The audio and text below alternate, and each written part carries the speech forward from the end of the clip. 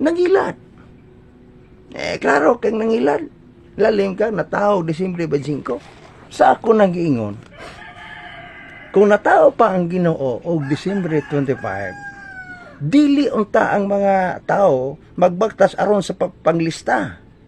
Subalas Lucas 2, 1 ug 4. Nakaron, ang nagpasikat anang parte, Christmas, anang 25, sortian ta ka, dili si Kristo ingong natawag Disyembre, kundi ang nagpasikat ana isip parte sosyal, si Constantino, basi si Constantino natao ana na, si Constantine, sa diha nga nakumbintir siya gikan sa pagano, kaya nakumbintir na siya gikan sa pagano. Now, nakaron, usa na ka larawan nga gitawag og sa ila pa Santa Claus. Unya ang Deuteronomio 7:25-26, dili ka magbutang. So ang mga katauhan sa Dios, ang iglesyang gituko sa tong Ginoo, bawal ang pagbutang og mga Santa Claus. Bawal pagbutang bisan sa simbahan, bisan sa balay.